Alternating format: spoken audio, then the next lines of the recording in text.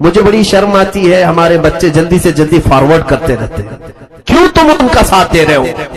اس طرح کی کسی بھی ویڈیو کو ہرگز فارورڈ نہ کریں، اور پھر میسج میں لکھ کر کے یہ ہمارے مسلمان بچے نہیں لکھتے ہیں، یہ سب ان کی سازش ہے، یہ سب ایموشنل الفاظ میں لکھ کر کے کہتے ہیں فارورڈ کرو جلدی سے جلدی، جس کے دل میں اسلام ہے، جس کے دل میں ایمان ہے وہ فارورڈ کریں۔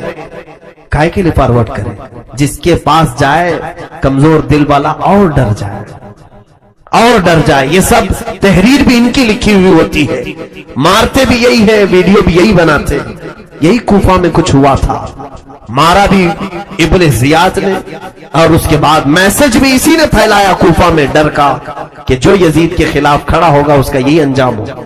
اور پھر اس زمانے میں ویڈیو تو نہیں تھا، لیکن اس نے سر کو باہر لٹکا کر کے لوگوں کو دکھایا، سر کو لٹکا کر کے رکھا، کتنے دنوں تک آپ کی لاش مبارکہ کے ساتھ بے حرمتی کیا۔ تو یہ ڈر کا ماحول اس لیے قائم کیا جاتا ہے، لیکن یاد رکھنا جو حسینی ہوتا ہے وہ ڈر کو اپنے دل میں کبھی جگہ نہیں دیتا، خوف نہیں آنا چاہیے۔ ایک بات یاد رکھو میرے عزیزوں، موت اور حیات اللہ کے دست قدرت میں ہے۔ پورا ہندوستان مل کر کے اگر تمہاری روح قبض کرنا چاہے نہیں کر سکتا جب تک میرا مولا نہیں چاہے گا۔ رب تبارک و تعالیٰ کی مرضی جب تک نہ ہوگی ان ظالموں میں سے کسی کی ہمت نہیں ہوگی۔ لیکن خوف کو نکالو اپنے بچوں کے دلوں سے، جوانوں کے دلوں سے۔ یہ سب موب لنچنگ اسی لیے کی جا رہی ہے کہ تم ڈر کر کے جینا شروع کر دو۔ آج لوگ آوازیں پست کر رہے ہیں، اب زیادہ مت بولو، اذانیں کم کر دو، ٹوپیاں چھپا کر کے چلو، داڑیاں منڈا لو، اس لیے کہ جہاں ہم کو دیکھیں گے ماریں گے۔ کیا تم اس طرح سے اپنا دین بیچ دو گے؟ ان کے خوف سے تم اپنے شعار اسلام کو بدل ڈالو گے؟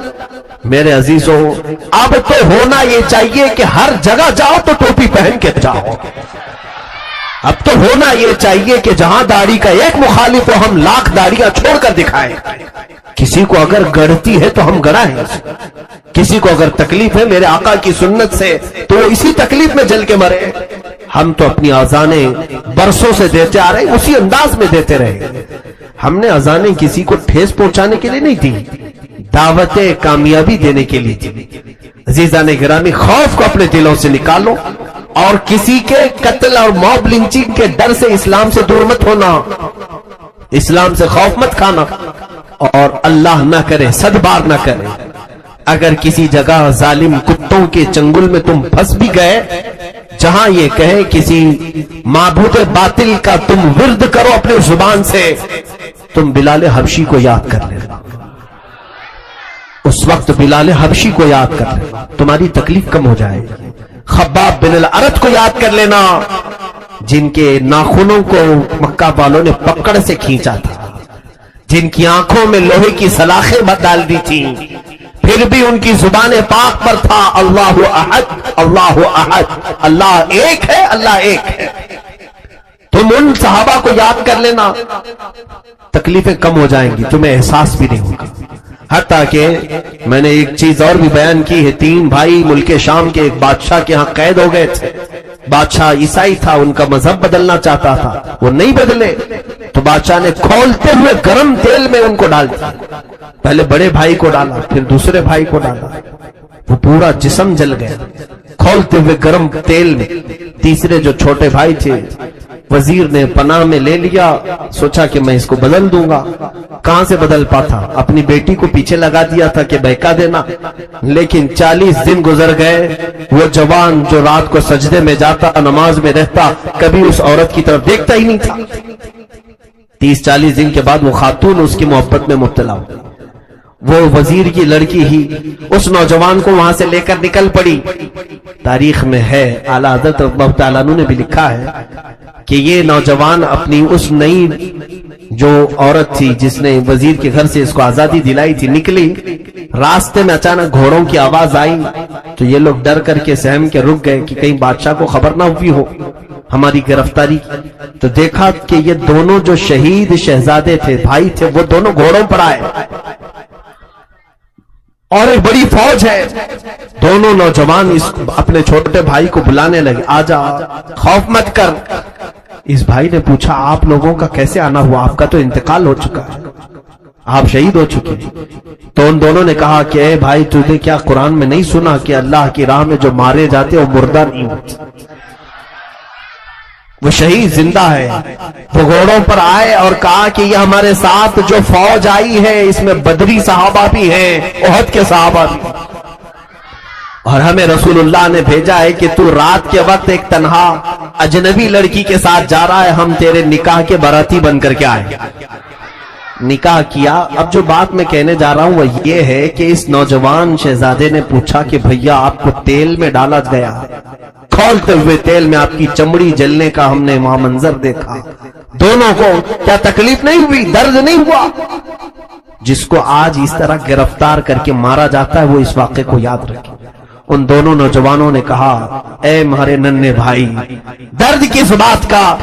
جس وقت اس ظالم بادشاہ نے کھولتے ہوئے تیل میں ڈالا، ڈر تو یہ لگ رہا تھا کہ بہت گرم تیل ہے، ادھر ہمارا جسم تھا، سامنے میرے آقا کی ذات موجود تھی، ہمارے آنکھوں میں جمال مصطفیٰ تھا، اور جیسی ہماری آنکھیں بند ہوئی ہمیں ایک دروازہ دکھا، ہم نے پوچھا یہ کیا ہے؟ فرشتوں نے کہا یہ جنت الفردوس ہے۔ ادھر ہم تیل میں گرے کہ ادھر جنت الفردوس میں تھے۔ درد کا احساس نہیں ہوگا، درد کا احساس نہیں ہوگا اگر ایمان پر انتقال ہوا ہے۔ میرے عزیزوں، خوف کو اپنے دلوں سے نکالو، ڈر کو نکالو۔ بات امام مسلم بن عقیل کی ہے اور کوفہ کی ہے۔ آج پھر زمانہ یہ کوفہ کا ماحول پیدا کر چکا ہے، کوفہ کا ڈر قائم کیا جا رہا ہے، یزید کا ڈر۔ کیا آپ نہیں دیکھ رہے پھر سے یزید تخت پر بیٹھا ہوا ہے؟ اس دور کا یزید کلمہ پڑھتا تھا تو یہ تو کلمہ بھی نہیں پڑھتا، لیکن ہے یزید کی چالیں سب۔ امام مسلم بن عقیل کی شہادت کے بعد ہانی بن عروہ کو اس نے رسیوں میں باندھ کر کے اس 80 سال کے معمر بزرگ کو کوفہ کی گلیوں میں گھمایا، اور اس کے بعد پورے کوفہ میں وہ پکارتے رہتے تھے میرے خاندان والے کہاں ہیں جو میری حفاظت کے لیے آئے تھے؟ کوئی ایک شخص بھی نہیں آتا تھا، ان کے خود کے خاندان والے نہیں آتے تھے۔ ہانی پکارتے رہتے تھے کوئی ہے جو میری مدد کرے گا، کوئی ہے؟ پورے کوفہ میں وہ پکارتے رہے۔ امام مسلم بن عقیل کے بعد رسیوں میں جکڑ کر کے پورے کوفہ میں آپ کو گھمایا گیا۔ اللہ اکبر۔ روایتیں یہ بتاتی ہیں کہ کوفہ کے گورنر ہاؤس کے قریب لا کر کئی سل اور پتھر ان کے جسم پر ڈال دیے گئے، جس سے وہ جام شہادت نوش کر گئے۔ ان کا مزار مبارک بھی آج کوفہ کی جامع مسجد میں موجود ہے۔ ہم نے مسلم بن عقیل کے مزار کی زیارت کی ہے، انہی کے بغل میں ہانی بن عروہ بھی آرام کر رہے ہیں۔ کوفہ کے یہ پہلے شہید ہیں، یہ کربلا کے واقعات میں پہلے شہید۔ یہ خونی منظر جو پیش ہوتا ہے 10 محرم کا، اس میں شہادت سب سے پہلے امام مسلم بن عقیل کی۔ امام مسلم بن عقیل بے یار و مددگار دنیا سے چلے گئے، اس طور پر کہ لوگ ان کی مدد نہیں کر سکے، کوئی آیا نہیں۔ اسی لیے لوگوں پر بھروسہ کرنا چھوڑ دو، اللہ کی ذات پر یقین رکھو۔ اللہ جب تک چاہے ہمارا دانا پانی سلامت ہے، رب تبارک و تعالی جب تک چاہے ہم سب کے لیے ہر جگہ ماحول سازگار ہے۔ مولا جب نہ چاہے تو پھر ہمارے لیے زمین تنگ ہو جائے گی۔ مولا تعالی امتحان و آزمائش سے گزارتا ہے، ہم سب کو مولا بڑے امتحانوں سے بچا ہے۔ میرے عزیزوں، آپ کی شہادت کے بعد جو معاملہ امام مسلم بن عقیل کے اولاد کے ساتھ ہوا وہ بڑا دردناک تھا۔ اس اہل بیت کے ننھے پھولوں کے ساتھ کوفہ والوں نے بڑے برے اخلاق سے سلوک کیا، بڑی بدتمیزیاں کی ہیں، اور خون کے آنسو رلانے والے واقعات ہیں کہ ان شہزادوں کو اگر تنہائی میں یاد کرو گے تمہاری آنکھیں ٹپ ٹپ بہنا شروع ہو جائیں گی۔ 2 ننھے سے شہزادے جو امام مسلم بن عقیل اپنے ساتھ لے آئے تھے، قاضی شریح کے پاس چھوڑ دیا تھا۔ قاضی شریح نے جب امام مسلم بن عقیل کی وفات دیکھ لی تو ان کو خطرہ محسوس ہونے لگا کہ یہ بچے کہیں ابن زیاد کے حوالے نہ چلے جائیں، گرفتار نہ ہو جائیں۔ تو ان دونوں بچوں کو بلایا اور کہا بیٹا تمہیں کچھ خبر ہے کوفہ میں کیا ہو رہا ہے؟ وہ ننھے شہزادے پھولوں کی سیج پر کھیلنے والے، اپنے باپ اور ماں کی گودوں میں نرم کھانے والے، ان کو خبر تک نہیں تھی کہ ان کے والد کی وفات ہو چکی ہے۔ اور بھی دردناک انداز میں حضرت قاضی شریح نے ان دونوں بچوں کو کان میں دھیرے سے کہا کہ بیٹا جو تم کو ساتھ کوفہ لے آئے تھے اب وہ تمہارا سایہ نہیں ہے، وہ چھت نکل چکی ہے، تم کھلی دھوپ میں آ چکے ہو، اب کوفہ والے تمہارے جانی دشمن بن جائیں گے، اس لیے بہتر ہے کہ میں تمہیں مدینے کے راستے پر بھیج دیتا ہوں، تم کسی طرح مدینے پہنچ جاؤ، میں پہنچا بھی نہیں سکتا، مدینے پہنچ جاؤ تاکہ تم امن و امان سے اپنی جوانی کاٹ سکو، تم ابھی بچپن میں ہو، ننھی سی کلیاں ہو۔ ان دونوں بچوں کو وہ روتے روتے رات بھر سمجھاتے رہے اور رات کی آدھے پہر گزر جانے کے بعد دونوں شہزادوں کو لا کر کوفہ کی سرحد پر چھوڑ دیا۔ وہ راستہ مدینے کی طرف جانے والا تھا، ایک قافلہ جا رہا تھا اور اس قافلے کی طرف سعد نام کا آپ کا بیٹا تھا، اسے کہا کہ اس قافلے میں ساتھ کر دینا، لیکن اس نے ساتھ نہیں کیا، دور سے دکھایا اور چلا آیا۔ یہ دونوں بچے ننھے سے بھاگ نہیں سکتے تھے، قافلے کو پا نہیں سکے، قافلہ تیزی سے چل پڑا اور یہ تھک ہار کر کے بیچ میں سو گئے اور کوفہ کی سرحد پر ہی رہ گئے۔ اور جب صبح ہوئی تو ابن زیاد نے اعلان کیا کہ سنا ہے کہ مسلم کے ساتھ اس کے دو بیٹے آئے تھے اور جس نے بھی ان دو بیٹوں کو پناہ دے رکھا ہے اسے بھی گرفتار کر لاؤ اور ان بچوں کو بھی لے آؤ۔ تو جگہ جگہ ابن زیاد کی فوج گھومنے لگی ان بچوں کی تلاش میں، ہر جگہ یہ لوگ سرگرداں تھے۔ اچانک ایک فوج کو یہ دونوں بچے نظر آ گئے کوفہ کی سرحد پر، تو فوج نے انہیں گرفتار کیا، دونوں بچوں کو لے کر ابن زیاد کے پاس آئے اور حوالے کر دیا۔ ابن زیاد نے دیکھا، پوچھا کیا تم ہی مسلم بن عقیل کے بیٹے ہو؟ وہ دونوں بچے سہم کر کے کہنے لگے ہاں ہمارے باپ کا نام ہی مسلم بن عقیل ہے، اس نے ان کو جیل میں قید کر دیا۔ جن شہزادوں نے جیل کی کبھی ایک دروازے کو تک نہیں دیکھا تھا ان ننھے شہزادوں کو جیل میں ڈال دیا گیا۔ اور پھر ابن زیاد نے کہا میں یزید سے مشورہ طلب کروں گا کہ ان دونوں بچوں کے ساتھ کیا کیا جائے، جو حکم ہوگا میں اسی کے اعتبار سے عمل کروں گا۔ اس اعتبار سے اس نے جیل میں بند کر دیا۔ جیل کا جو داروغہ تھا مشکور نامی، وہ محب اہل بیت تھا، رسول کریم صلی اللہ علیہ وسلم کے گھر والوں سے محبت کرنے والے تھے۔ حضرت مشکور کو ان بچوں کی حالت پر ترس آ گیا۔ ویسے تو کوئی بھی جیلر جیل میں آنے والوں پر کبھی رحم نہیں کرتا، جیل میں آنے والوں پر اگر وہ رحم کرنے لگے تو سارے لوگ دروازہ توڑ کر نکل جائیں۔ یہ جیلر عام جیلر کی طرح نہیں تھا، مشکور نامی یہ محب اہل بیت ان ننھے سے بچوں کو دیکھ کر کے رات کو رونے لگے اور سوچا کہ زندگی میں کوئی کمائی نیکی کی نہیں، آج ایک نیکی کا موقع ملا ہے، ان بچوں کو آزاد کر دیتا ہوں، چھوڑ دیتا ہوں، تاکہ قیامت کے دن بدلے میں مولا تعالیٰ مجھے جنت تو عطا کرے گا، اہل بیت کے ساتھ حسن سلوک کروں گا۔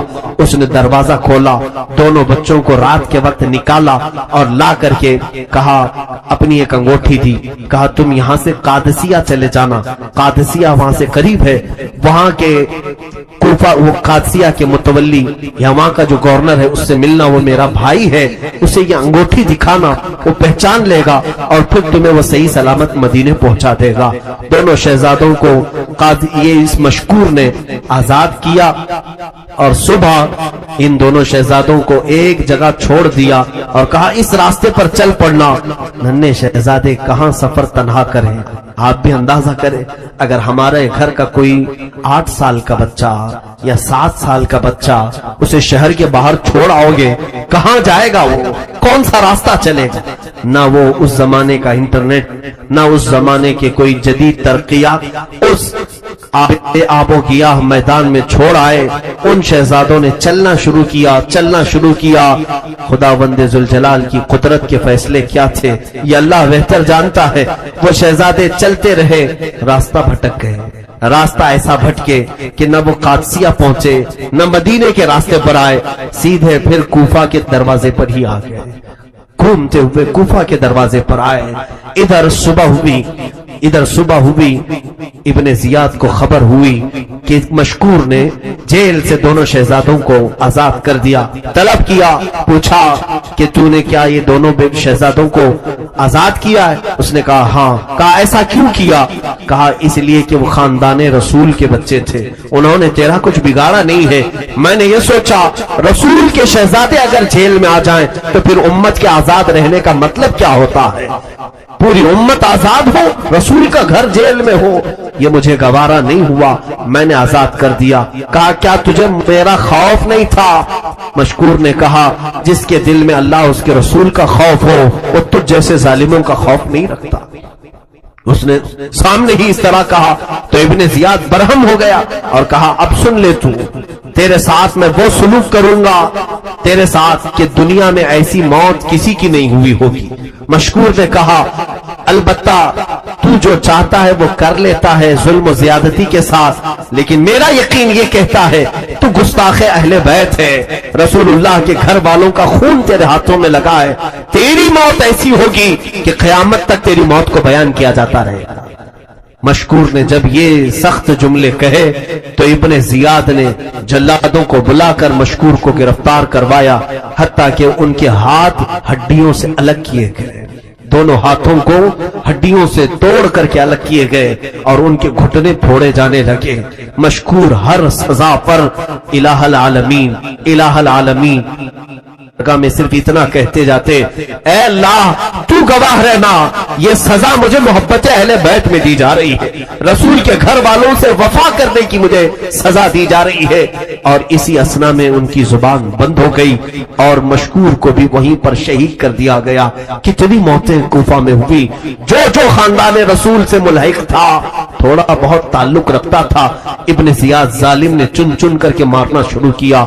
ये दो शहजादे नन्हे से ये मुस्लिम बिन अकील के कलेजे के टुकड़े निकले तो थे, निकलकर दरियाए फुरात के करीब एक दरख्त की ओट में बैठे हैं, कभी दरियाए फुरात से पानी पीते हैं, जल्दी से उस दरख्त की ओट में अंदर छुप जाते हैं। उन्हें डर था कि कूफा वाले हमारे तलाश और जुस्तजू में होंगे, न जाने कौन पकड़ेगा, कौन गिरफ्तार करेगा, कैसा खौफ का माहौल था। हाशमी घराने में ये दोनों बच्चे वहीं पर दुबके हुए दरख्त के नीचे बैठे थे।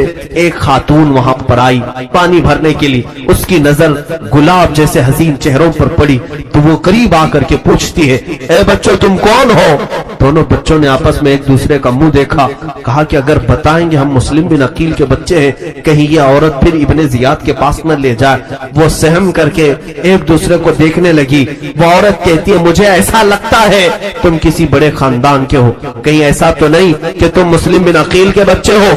वो डर गए और उनको सच बोलना बचपन से सिखाया गया था। उन्होंने कहा हाँ ए खातून हम मुस्लिम बिन अकील की औलाद हैं। वो खातून कहती है डरो मत, घबराओ मत, मैं तुम्हें बहुत अच्छे घर ले जाती हूँ, मेरी मालिकन मेरी मालिका मुहिब्बे अहले बैत है, वो फातिमा ज़हरा की कनीज है, वो खिदमत कर चुकी है रसूलुल्लाह के घर में, वो तुम्हें देखेगी खुश हो जाएगी। दोनों बच्चों को वो खातिमा साथ ले आई और जैसे ही घर आई उसकी मालिकन से उसने कहा आज हमारी ईद है, आज हमारे घर में खुशियां हैं। कहा क्यों? कहा मुस्लिम बिन अकील के दो शहजादे कूफा जिनका खूनी दुश्मन बन चुका है, हमारे घर वो मेहमान बनने वाले हैं। वो औरत फर्ते मोहब्बत में बाहर आई, दोनों शहजादों को बेइख्तियार चूमना शुरू करती है, क्योंकि बरसों बाद उसने फातिमा ज़हरा की शबी इन बच्चों में पाई थी। सैयदा कायनात के अखलाक इनमें देखने को से मिलते। सारों कतार रोती रही, इन बच्चों को ले जाकर नहलाया, इनके बाल साफ किए, इतनी धूल से इनके चेहरे अटे हुए थे, ये हाशमी गुलाबों को धूल ने जकड़ लिया था। उस खातून ने इनको पाको साफ किया और नरम बिस्तर पर खाना खिलाकर सुलाया। ये वो मुहिब्बे अहले बैत खानदान, ये घर ऐसा था जो रसूलुल्लाह के घर वालों से मोहब्बत करने वाला था। रात भर वो खातून बारगाह इलाही में शुक्र बजा लाने लगी, ऐ मौला तेरा करोड़ हा करोड़ शुक्र और एहसान है कि मुझ जैसी औरत के घर तूने हाशमी बच्चों को मेहमान बनाया है। ऐ अल्लाह तूने मुझसे ये खिदमत ली है, मेरी खिदमत में कोई कमी और कोताही न होने पाए। वो तस्बीह पढ़ती रही और रात को दुआएं करती रही। सूरे इत्तेफाक ऐसा है कि उसका शोहर हारिस नामी बड़ा ही बड़ा ही शराबी बदकार इंसान था और उसे खबर थी। रात आया थक हार करके, पूछा औरत ने आज इतना क्यों थक गए हो? कहा बात दर हकीकत ये है, उबैदुल्लाह इब्ने जियाद अमीर कूफा ने ऐलान किया है कि काजी मशकूर दारोगा जेल ने मुस्लिम बिन अकील के दोनों बच्चों को जेल से आजाद कर दिया है। मशकूर का कत्ल हो गया, इब्ने जियाद ने मार दिया है और उन दोनों बच्चों को तलाश करने का हुक्म जारी हुआ। जो उन दोनों बच्चों को लाएगा उसे मुंह मांगा इनाम दिया जाएगा। और इब्ने जियाद ने कहा है कि 100 ऊंट इनाम में दिया जाएगा। बेगम ने पूछा तो क्या हुआ? कहा बस उन्हीं बच्चों की तलाश में मैं पूरा कूफा छान मारा, इसी असना में मेरा घोड़ा भी गुम हो गया, मुझे पैदल चलना पड़ा, थक हार करके यहाँ पहुंचा हूं। उस औरत ने उसे समझाना शुरू किया कि देख, तू बदबख्ती को दावत न दे, दुनिया की लालच में तू खानदान अहले बैत के साथ बुरा न कर, कहीं ऐसा ना हो कि तेरा हाथ फातिमा के शहजादों के खून से रंग जाए और दुनिया तुझ पर लानत करे। उसकी बात कुछ समझ में नहीं आती थी। वो शराब के नशे में धुत था, उसको माल चाहिए था, पैसा चाहिए था। उसने अपनी बेगम से कहा तू हट जा, सो जा। वो औरत उसे समझाते समझाते सो गई। उसे डर भी था कि शहजादे मेरे घर में है, मेरा ही शोहर उन बच्चों के खून का प्यासा घूम रहा है। रात का वक्त था, दोनों बच्चे बिस्तर पर सोए हैं। बाप ये दोनों बच्चे मोहम्मद और इब्राहिम ख्वाब देखते हैं। ख्वाब देख करके बेकरार होकर उठ गए। मोहम्मद रज़ी अल्लाह ताला अन्हु जिनकी उम्र 8 साल की थी, बड़े शहजादे, बेदार हुए, अपने नन्हे भाई को जगाया, इब्राहिम उठ जाओ उठ जाओ। कहा क्या हुआ? कहा मैंने ख्वाब देखा है, ख्वाब देखा है। छोटे शहजादे ने भी कहा मैंने भी ख्वाब देखा। कहा तुमने क्या देखा? कहा मैंने बाबा जान को देखा। इमाम मुस्लिम बिन अकील के बारे में कह रहे थे, अब्बा जान को देखा, उनका कुर्ता पूरा खून में तरबतर था और रसूलुल्लाह सल्लल्लाहु अलैहि वसल्लम के पास चले जा रहे थे। आप सल्लल्लाहु अलैहि वसल्लम को देखा, अबू बकर उमर भी उनके साथ थे, अली मुर्तजा भी थे। मेरे बाबा आगे बढ़ते गए। मेरे आका सल्लल्लाहु अलैहि वसल्लम ने पूछा ऐ मुस्लिम, तन्हा आ गए, अपने बच्चों को जालिमों के हवाले करके आ गए, अपने बच्चों को कहां छोड़ आए? तो बाबा रसूलुल्लाह से कह रहे थे आका मेरे पीछे पीछे ही वो भी आने वाले, मेरे पीछे ही अनकरीब वो आने वाले, मैंने ख्वाब में ये देखा है। ये कह करके बच्चे दोनों लिपट करके रोने लगे, एक दूसरे से लिपट कर रोने लगे। कहा ऐसा लगता है कल की सुबह हमारी भी आखिरी सुबह होगी, क्योंकि ख्वाब ऐसा दिखाया जा रहा है, ख्वाब में ऐसी अलामतें दिख रही हैं कि बाबा ने कहा कि हमारे पीछे वाले हैं, शायद हमारी जिंदगी अब इसके बाद नहीं चलेगी। दोनों लिपट करके ज़ारो कतार रोने लगे, आंसुओं से उनके चेहरे भीग गए, आवाजें बुलंद